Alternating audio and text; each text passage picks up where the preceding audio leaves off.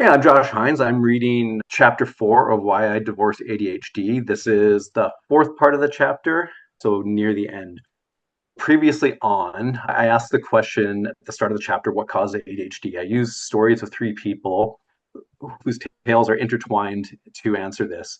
Part of it is this begins the story of the staff at a mental hospital who are trying to catch someone who's faking their way into the psych ward. This is in the 70s. People we meet: Robert Spitzer, a psychiatrist who revamps psychiatric diagnosis by attributing mental health disorders to biological causes. He changed the Diagnostic and Statistical Manual, the DSM-3, which he published in 1980, which took psychiatry from a troubled profession to a much respected one. I go on to say that Spitzer helped me understand what caused ADHD. Next is David Rosenhan. He published a famous paper on being sane in insane places in 1973, a study depicting how 8 pseudo-patients were committed to psychiatric hospitals after claiming to hear a voice. The paper did much damage to the reputation of psychiatry. And then Russell Barkley, he's given us much of our concepts about ADHD, and he's aggressively defended his view. He's been on pharmaceutical payrolls and tries to discredit people who disagree with him. This is part 4 of chapter 4, Democratic Insanity. If you were gay in the United States in 1972, you were mentally ill. The good news is, by 1973, you were cured. Homosexuality was included in the DSM as a disorder. Gay activists have been protesting for years that this wasn't an illness. Robert Spitzer was one of the first people in the American Psychiatric Society to publicly agree. He attended a gathering of gay psychiatrists and saw that, outside their orientation, they were well-adjusted, rational, and successful. If the only thing ill about them was who they found attractive, perhaps it was a mistake to include their orientation in the DSM. Spitzer spearheaded a campaign to address this issue. Members of the APA were asked to vote on the issue, and 58% of the 10,000 voting members chose to remove it. This also was a major news event.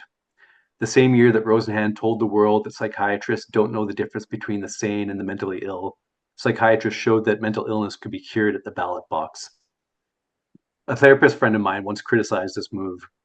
He didn't think that homosexuality was a mental disorder, but he found the method of its removal problematic. It was changed because of political pressure and evolving opinion. Never before, he said, has the DSM removed a disorder without support from research. I since learned that this was untrue, but my friend's point overlooks a more severe concern. No research went into including homosexuality in the first place. If you want to complain about the lack of science in changing a category, why not complain about the lack of science when creating it? Robert Spitzer didn't change his mind only because of politics. When he met with the leaders of the gay community and gay psychiatrists, he noted that their orientation didn't distress them. If they were fine with it, why shouldn't we be? Can something be a disorder if it doesn't bother the person who lives with it? Spitzer would go on to make clinically significant distress an important criterion for the DSM-3. The symptoms can't just be present, they have to be messing with your life. Clinically significant distress is one of the reasons Russell Barkley gives for being so hostile to criticisms of ADHD science. Doubting ADHD means that undiagnosed and untreated people are quietly suffering. When the APA took homosexuality out of the DSM, they replaced it with something that fit the new criteria: sexual orientation disturbance. You weren't mentally ill for being gay, but you could be if you were gay and stressed out by it. The new category wasn't bulletproof. Sure, maybe your orientation bugs you, but maybe it bugs you because it's the 70s and can lose you friends, get you kicked out of your family, fired from work, driven from your church, lose you custody of your children, get you beaten up or even murdered. How do you decide that your clinically significant distress is caused by being gay and not by being gay in 1973? You can ask similar questions about most disorders, including ADHD. There's always a social component that can be a source of worry. When I was in grade 5, I had a teacher who would call on students to answer questions when he gave a lesson. He tended to call on the ones he thought weren't listening, and when they couldn't answer, he'd make his little snorting laugh and shake his head. I daydreamed a lot, and it was humiliating when he caught me. His lessons filled me with anxiety. Was my distress because I had trouble listening, or because of the way my teacher treated me for not listening? Can you separate these two? I can't think of any disorder where the distress of symptoms can be divorced from how others react to these symptoms. My bouts with depression have been bad because of the lost hope, joy, and motivation, but it's also bad because people want me around less, because I have to be selective as to whom I talk to about it, and because I have lost friends over becoming socially withdrawn. I recently met a woman who was being held in the psych ward because she kept telling people she was God. This belief did not cause her any distress, but being forcibly held for this belief caused her much distress. We want to pretend that clinically significant distress is a product of an internal state, not a social situation, but I don't know of a single mental health condition where these can be cleaved apart. Depathologizing homosexuality was a big win for the gay rights movement, but it was costly for psychiatry. In some ways, it was more damning than Rosenhan. Rosenhan showed that it can be hard to tell apart mental illness from healthy behavior. Psychiatry claimed to be rooted in science. Voting a disorder out of existence proved it was not. Mental illness was whatever 51% of voting psychiatrists said it was. Spitzer set a precedent, not only for how to remove an illness from the DSM, but how to add new ones. We'll see in later chapters that voting would become the standard still in use today. Panels of psychiatrists meet in committees, share data, debate, and then vote. ADHD was created by consensus. Malingering doubts. Our unnamed California hospital was working under a storm of doubt when it began hunting for pseudo patients. They heard about Rosenhan infiltrating mental wards, and one of the administrators suggested he chose only bad hospitals. They wouldn't have fallen for the fake patients.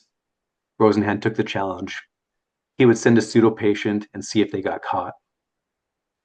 Staff at the hospital made the ratings. Remember, low numbers meant that someone on staff suspected that the patient was faking, and high numbers meant they were convinced the patient was genuine. Rosenhan collected ratings on 193 patients.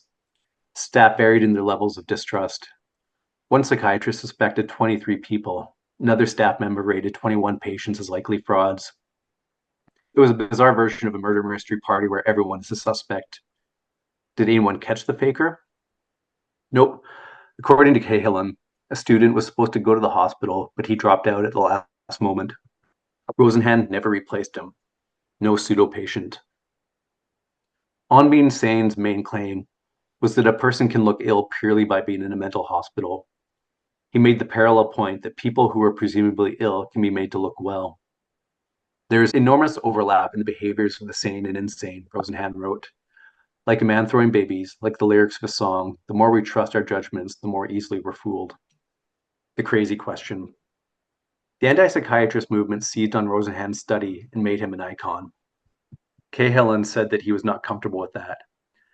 Thomas Saz became a father figure for the movement with his book, The Myth of Mental Illness, where he argued that insanity was a way of pathologizing slight deviations from normal behavior to better keep the population in line. I'm not sure why Rosenhan distanced himself from the people who saw him as a new hero, though I can make a guess. He wasn't anti-psychiatry. Rosenhan began his paper with a question: if sanity and insanity exist, how shall we know them? Mental illness may not exist as a tangible, touchable object, but it exists as an idea, and that idea has power. Mental illness affects us, whether you believe in it or not. Calling it a myth is the lazy person's way of dealing with a hard problem. Is mental illness real? This is an easy question. Your options are yes, no, or maybe. What is mental illness? That's a much harder question with no single clear answer. Rosenhan begins his paper, if sanity and insanity exist, how shall we know them? This is also a hard question he never fully attempted to answer. He didn't say sanity and insanity aren't real. All he could show us is how easily the borders are blurred. The sane people are not sane all the time, he said. Similarly, the insane are not always insane. Is the person who hears voices no one else hears mentally ill? Am I disordered because I find a hangnail so distracting that I can't study until I've dealt with it? You may have answered yes or no to both. Whichever side you land on, you can't deny that the labels of mentally ill, insane, disordered, and crazy all have power. Crazy may or may not rent a room in my head, but it owns a whole lot of real estate in our culture. That was Rosenhan's theory. Insanity resides not just in the patient, but in the ward. The octopatient. I make it sound like my questions about ADHD all arose out of careful research, but this isn't accurate. I began to doubt my faith in the mental health system, which spurned my research. I worked in substance use, and almost every client had at least one mental health diagnosis. Most had several. I started seeing a client, Micah, who had 8 separate mental disorders. I didn't know how this was possible.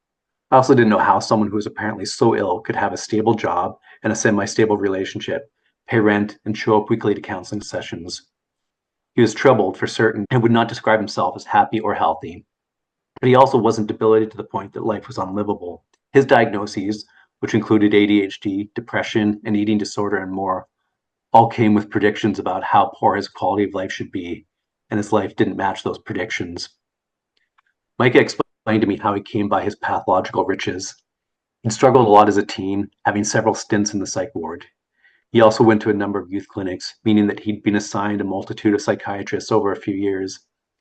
Different psychiatrists stamped him with different diagnoses, depending on what his current concerns were, what they observed.